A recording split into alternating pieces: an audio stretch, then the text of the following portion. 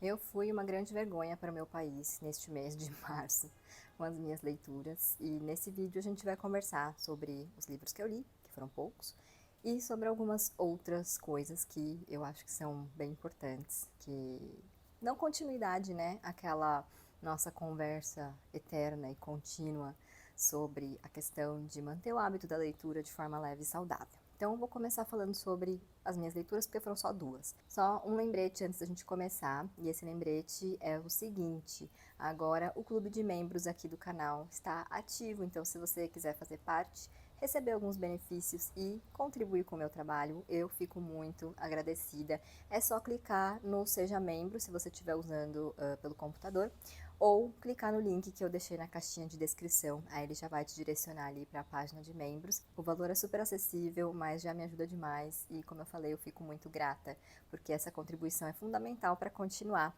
com o meu trabalho aqui como produtora de conteúdo. Então, vamos lá. Eu li 2 livros em março, e o primeiro que eu terminei foi Anatomia de uma Execução, da Dania Kukafka, que foi a leitura de fevereiro do meu clube de leitura, o Clube na Manita, que o link também está aqui na caixinha de descrição. Esse foi um livro que eu vim arrastando de fevereiro, por diversas razões, né? Que é esse livro aqui, até esqueci de pegar o livro, que é esse livro aqui dessa capa belíssima da coleção Elas da Dark Side. Esse livro me chamou a atenção inicialmente porque ele tem uma proposta muito interessante. Aqui a autora conta as últimas horas de vida do Ansel Packer, que é um psicopata, um serial killer. Então a gente tem esse ponto de vista dele, né, dessas 12 últimas horas de vida dele, porque ele tá no corredor da morte. Então a gente já sabe que ele foi condenado pelos crimes dele. A gente conhece também o passado do Ansel, a trajetória dele, a gente consegue entender o que levou ele a se tornar o que ele se tornou através do ponto de vista da mãe dele, que é a Lavender, e das vítimas dele, direta ou indiretamente. Então eu achei isso bem interessante. E eu acho que com essa narrativa das vítimas dele, a autora consegue executar, com perdão do trocadilho, exatamente a proposta que ela faz com esse livro, que é uma coisa que está escrito aqui na contracapa que eu acho que define bem, uma reflexão sobre a estranha obsessão cultural por histórias de crimes reais e uma sociedade que cultua e reproduz essa violência. Então, ela traz pra gente um livro que fala sobre crime, que fala sobre um psicopata e etc., mas ela não dá foco nisso, de certa forma. Então, a gente não tem detalhes dos crimes, né? Essas mortes dessas mulheres não são espetacularizadas, a gente não tem detalhes. Ela foca realmente nessa história do Ansel, nessas 12 últimas horas de vida dele, e na história das vítimas também, porque eu acho que muitas vezes, tanto na ficção quanto na realidade, as vítimas de assassinos e serial killers, enfim, coisas desse tipo, acabam sendo invisibilizadas, elas são reduzidas ao papel de vítima. Então eu acho que esse livro tem essa proposta interessante de não invisibilizar essas vítimas e também de traçar esse perfil. E eu acho que a autora conseguiu realmente desenvolver tudo isso nesse livro. Mas não foi uma leitura que super funcionou para mim. É claro que todo o contexto, né, do meu mês de fevereiro/março pode ter influenciado, e eu vou falar sobre isso depois. Mas eu acho que não seria um livro que eu iria gostar mais em outro momento. Como leitura, assim, como trama, foi bem cansativo para mim. Como eu falei, eu fui arrastando em fevereiro, no fim de fevereiro, e aí só terminei em março, na véspera do nosso debate lá no clube. Então foi uma leitura complicada nesse sentido. E eu não vejo problema em demorar com o livro, não acho que isso define o livro como ruim ou, né, diz algo ruim sobre ele. Mas nesse caso específico, eu acho que realmente é um indício de que não foi uma leitura tão boa quanto poderia ser. Eu não sei explicar por que eu tive esse sentimento. Outras pessoas do clube, né, que leram esse livro também, na nossa leitura coletiva, comentaram a mesma coisa, então não acho que é um ranço meu, nem é um ranço, né, mas não foi uma percepção só minha.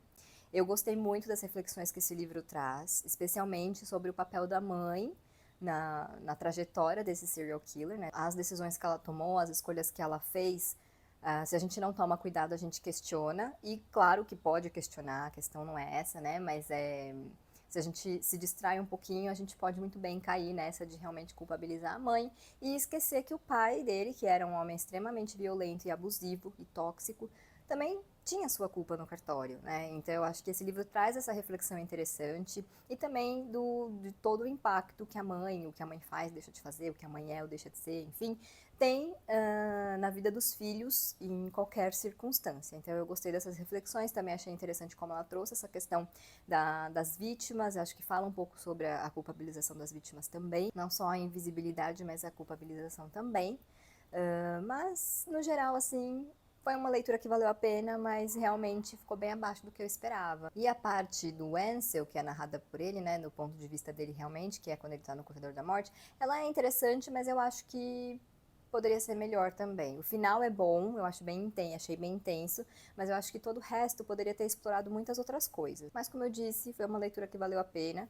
Eu não recomendaria assim para todo mundo, né? Mas eu acho que vale tentar, porque essa proposta que eu falei realmente ela é interessante, acho que ela é necessária, porque realmente a gente vê essa glamorização um pouco, né, dos crimes reais e tal, essa curiosidade, muitas vezes mórbida até, que eu acho que até certo ponto é normal, mas às vezes talvez, né, passe dos limites. Então eu acho interessante essa reflexão, acho que é um livro necessário de uma certa forma, mas para mim faltou alguma coisa.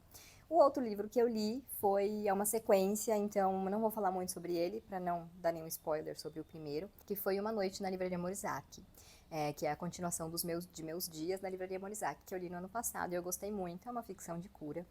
E esse livro eu também demorei bastante para ler, mas nesse caso eu acho que foi um pouco desse contexto que eu falei, que eu vou explicar um pouquinho daqui a pouco, mas também essa questão de que o que eu sempre falo sobre os livros de cura, que eles são mais lentos, eles têm um ritmo mais lento, e eu não vejo isso como um defeito. Eu sei que algumas pessoas não gostam, e né, é uma questão de gosto, realmente, de estilo. No primeiro livro a gente conhece a Takako, que teve uma desilusão amorosa, sofreu um burnout no trabalho, entrou em depressão, e ela decidiu largar tudo para tirar um período para se reestruturar, para recomeçar. E aí, como ela não pode pagar o aluguel de onde ela está morando, ela acaba indo morar em cima da livraria Morizaki, que pertence ao tio dela, que é na verdade um negócio de família, já a terceira geração aí nessa família. E aí ela começa a trabalhar lá na livraria e ela conhece as pessoas que frequentam esse lugar e cria-se aquele senso de comunidade, de um grupo de pertencimento. Então é um livro que foca nessa jornada da Takako.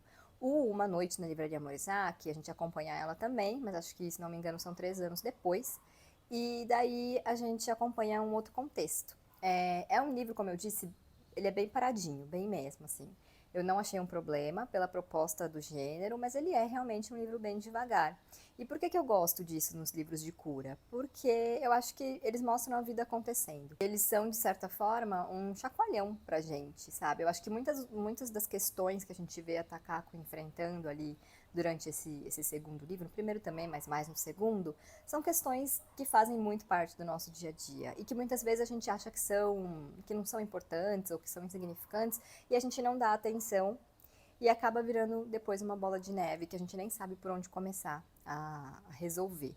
Então eu acho que os livros de cura no geral, eles têm essa questão, né, esse poder de acordar a gente um pouco para a vida real, sabe, para nossa vida real, realmente de olhar para aquilo que não está certo na nossa vida, né, certo no sentido de que não que está nos incomodando, que está nos bloqueando, que está, enfim, causando alguma perturbação ali e tentar resolver da forma que é possível. Eu vejo muito os livros de cura dessa forma, sabe, de ser realmente uma coisa mais realista, assim. É o que eu falei, a vida acontecendo e a gente tentando entender. Mas é claro que tem um momento nesse livro em que a gente leva uma pancada, que é uma pancada que na verdade já vai sendo desenhada desde o primeiro livro, não vou falar mais nada para não dar nenhum spoiler, mas não deixa de ser uma pancada.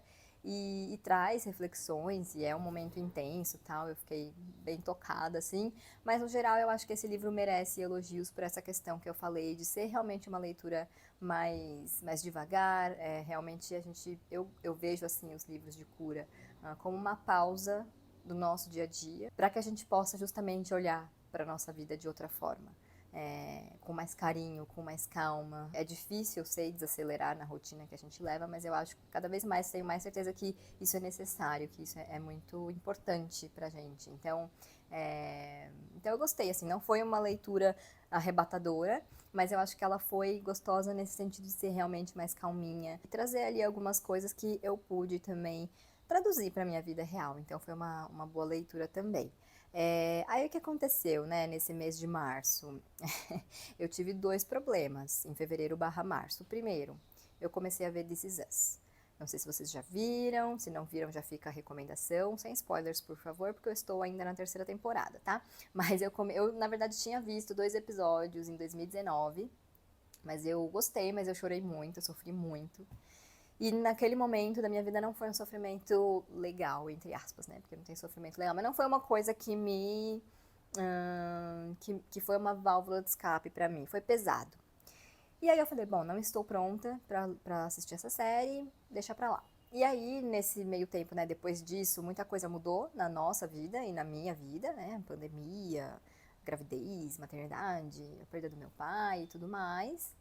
E nesse meio tempo também a minha irmã terminou de assistir, ela sempre falando, assiste, assiste, é boa, você vai gostar, é sua cara. E várias outras pessoas, principalmente a Gabi, que costuma assistir aos vídeos, então vou deixar um beijo pra ela, porque a Gabi, assim, além de confidente de This Is Us, ela é psicanalista. Então, assim, eu falo pra ela, eu tô aqui fazendo análise de graça, porque as nossas conversas sobre essa série são um negócio. Mas enfim, aí virou esse ano, né, pra 2025, e eu senti, sei lá, veio do nada assim, que eu achei que eu tava pronta então pra assistir. E aí eu comecei em fevereiro.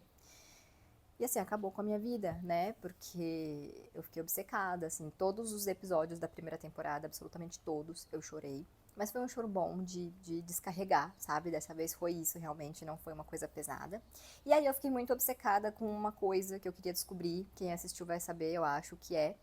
E essa coisa só é revelada realmente, acho que no final da segunda temporada. Então, até chegar aí, eu fiquei obcecada. Eu meio que não conseguia fazer mais nada. Então, essa foi uma coisa que me atrapalhou em fevereiro/março. A outra coisa foi isso aqui. Sério, isso aqui é um esquema de pirâmide que é muito perigoso, tá? O que aconteceu? Bobbie Goods. Eu estava desde o final do ano passado com vontade, né, desses livrinhos, que eu não sei, na verdade, quando começou, mas eu vi no Instagram, acho, e aí fiquei com vontade, porque eu achei super bonitinhos. Mas eu ficava relutando por vários motivos que eu vou destrinchar um pouquinho aqui a seguir, porque eu acho que vale a discussão, vale a reflexão.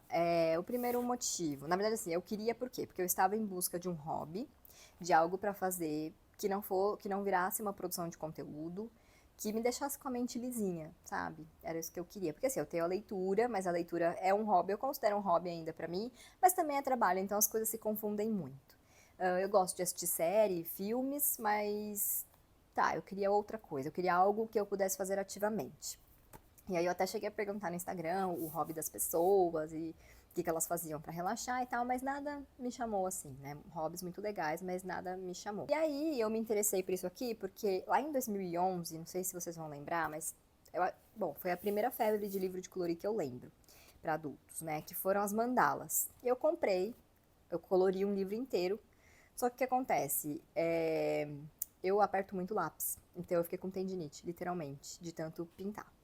Aí eu falei, bom, não vou mais pintar isso aqui. Mas eu gosto de pintar, sempre gostei, só que eu sempre gostei de pintar com canetinha. Então, quando eu vi esses livrinhos e todo mundo colorindo com canetinha, eu falei, bom, isso aí foi feito pra mim, né? Só que aí tem várias questões. Eu sei que eu sou uma pessoa que eu fico obcecada com as coisas, né? Como This Is Us, mas mesmo com hobbies e tal, e depois eu largo. Eu sei disso, é uma característica minha. Em 2022 eu fiz colagem, por exemplo, e depois eu larguei, enfim, é uma coisa minha realmente, que é um traço da minha personalidade. E para fazer isso aqui, você precisa comprar as canetinhas, porque tem que ser canetinha álcool, né? Senão você não consegue pintar bonito. Então é um investimento, as canetinhas não são caras, mas é um investimento. E claro, comprar os livrinhos. Então eu falei, não quero investir nisso, aí depois eu pinto e largo, né? Dinheiro jogado fora, eu não quero. Aí fui assim, desde, sei lá, novembro até, acho que nem lembro quando eu comprei, mas até acho que o começo de março. Tem uma questão muito importante, são duas na verdade. Tendência de rede social, que eu acho que elas têm um lado positivo, né? A gente pode conhecer muitas coisas que a gente nunca imaginou por meio das redes sociais, mas também às vezes a gente pode perder o controle sobre os nossos desejos.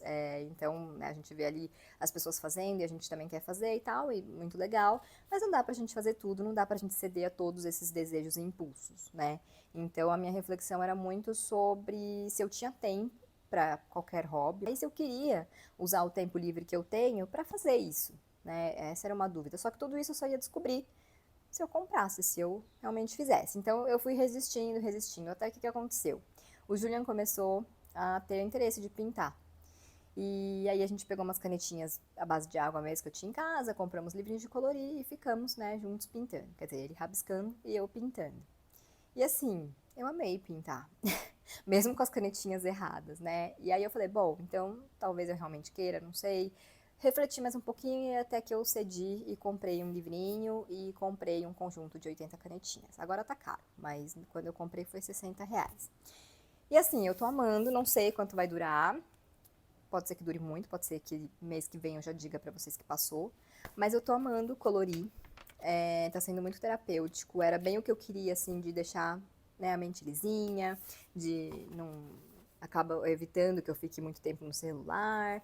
Atrapalha a minha leitura, mas era o que eu queria, assim, uma coisa pra eu fazer, pra relaxar, pra eu fazer ativamente, né, diferente de uma série ou até mesmo de ler e algo que me relaxasse. Então eu fiquei muito feliz que eu acabei não resistindo a Bobbie Goods, mas para quem tiver nesse mesmo dilema sobre isso, sobre qualquer outra coisa, eu acho que vale sempre a reflexão, principalmente com as coisas que a gente consome, né? Tipo, de comprar e tudo mais. Acho que vale muito. Então foram essas duas coisas, né? This Is Us e Bobbie Goods, que atrapalharam bastante o meu ritmo de leitura em março. Atrapalharam nesse sentido, né? De ter reduzido o meu tempo de leitura. O que nos leva ao próximo assunto desse vídeo, que é que talvez essa seja a primeira vez, desde que eu me restabeleci como leitora depois que o Julian nasceu, que eu estou tendo um momento em que eu estou lendo menos. Então está sendo um teste, né? Porque eu tive ali aquele período de 2021 e 2022 em que eu fui tentando ressignificar minha relação com a leitura, mas ainda num ritmo muito acelerado por conta do meu trabalho e tudo mais, que eu trabalhei muito nesses 2 anos. Depois veio 23 e um pouquinho de 24, eu ali tentando ainda me entender, né, como pessoa e também como leitora, o que que eu gosto, o que eu deixei de gostar, se eu deixei de gostar de algo, como que eu queria levar esse novo ritmo de leitura, tanto como leitora como quanto produtora de conteúdo.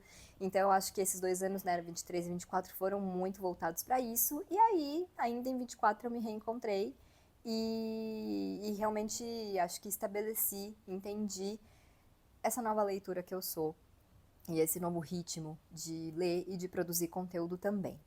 E essa foi a primeira vez que eu li bem menos, assim, do que eu tô acostumada. E eu acho que então foi um teste para saber, né, se todo esse processo aí de ressignificação com a leitura, se realmente funcionou. Porque é muito fácil a gente ir bem quando as coisas vão bem. O desafio vem quando a gente precisa lidar com as coisas que não são tão boas assim, né? Então, eu estaria mentindo se eu dissesse que, ah, não, tudo bem, super tranquilo, li 2 livros esse mês, tá tudo certo, tá?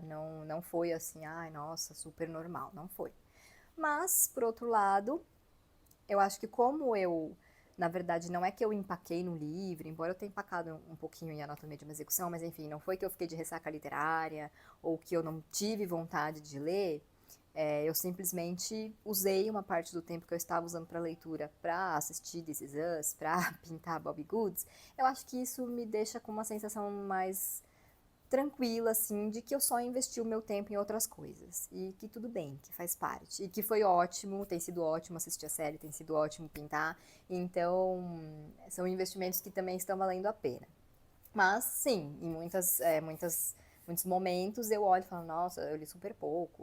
O que eu vou falar no vídeo de leituras do mês? Então, esse movimento ainda existe em mim, mas eu acho que eu consegui domá-lo bem. Acho que eu consegui lidar bem com isso e entender isso que eu falei, de que foi simplesmente um remanejamento de tempo, né? O que eu usava tudo para leitura, agora eu tô separando com outras coisas também. E no fundo era o que eu buscava, de certa forma, com essa questão que eu falei dos hobbies. Eu também queria algo que não tivesse ligado ao meu trabalho. Então, eu realmente acho que tem sido uma coisa muito boa para mim. Agora, eu acho que a minha ansiedade fica mais ligada à questão de que tem muito livro que eu quero ler, né? Não só na vida, mas agora, sabe? Eu queria ler um monte de livro, tipo, tem vários livros aí que eu quero ler. Também tenho muita leitura de trabalho agora para fazer, não estou reclamando de forma alguma, mas, né, são coisas com prazo, são leituras Por exemplo, as do clube são leituras que eu tenho que fazer, inclusive agora estou lendo o Intermezzo da Sally Rooney, que não está indo muito, né? Então, essas coisas também causam uma ansiedade, embora, de novo, não esteja reclamando, estou muito feliz com os trabalhos que vem por aí, mas também causa essa insegurança, né? Esse medo de não dar conta. Mas eu acho que a minha ansiedade está muito mais ligada ao fato de eu querer ler muitas coisas e não poder. Também acho que não é uma coisa nociva. Gera uma ansiedade, mas por enquanto, assim, tem sido aquele sentimento gostoso nossa, quantas coisas maravilhosas para eu ler, quantas histórias para eu conhecer, ainda não deu, mas vai dar. Então, acho que a conclusão é essa, assim, eu vejo como uma coisa positiva, né, de estar realmente testando, esse momento está servindo para eu testar todo esse processo que eu vim passando aí desde 2021 para ressignificar minha relação com a leitura, para trabalhar essa questão de manter o hábito e incentivar também o hábito da leitura de uma forma leve e saudável, que é com certeza o meu maior objetivo aí nesses últimos anos. E é isso, eu acho que eu aprendi muito nesses últimos anos, acho que eu estou conseguindo entender, né, esses sentimentos, que é o que eu falei, o que é uma ansiedade em relação ao trabalho, o que é uma ansiedade em relação a essas leituras que eu quero fazer. Então eu tô bem feliz. Não foi um mês produtivo em número de leituras, mas foi muito produtivo no This Is Us, foi muito produtivo no Bobbie Goods e foi produtivo nessa questão de eu ter realmente, né, a sensação de que eu tô no caminho certo nesse processo de trabalhar com livros, mas também ser uma leitora que lê por prazer. Então, eu fico bem feliz. Porque eu confesso que eu sempre pensava, né? Eu vim num ritmo muito bom em 2024 de leitura, não só num ritmo, mas também com leituras boas. E eu ficava pensando, nossa, e quando bater aí né, onde tiver uma queda de ritmo, ou vier uma ressaca, porque pode acontecer também, como que vai ser? Então, tem todas essas questões, mas eu acho que também tem esse certo alívio por estar passando, né, por um momento novo, entre aspas, nesse novo contexto da minha vida, mas acho que eu tô lidando bem. Então, eu fiquei bem feliz, tô satisfeita. E é isso, o vídeo de hoje é esse. Não muito sobre livros, assim, né, sobre as leituras, porque fiz poucas, mas acho que essa conversa valia a pena. E acho que ela dá continuidade a esse nosso processo, porque eu sei que eu tô aqui nesse processo e vocês, muitos de vocês também estão, né? Então, acho que é um processo que não é só meu, é nosso. Me contem o que vocês leram em março, se vocês já leram algum desses 2 livros que eu li, se vocês já assistiram This Is Us ou pintaram Bobbie Goods, enfim, vamos conversar. E a gente se vê em breve em um vídeo novo.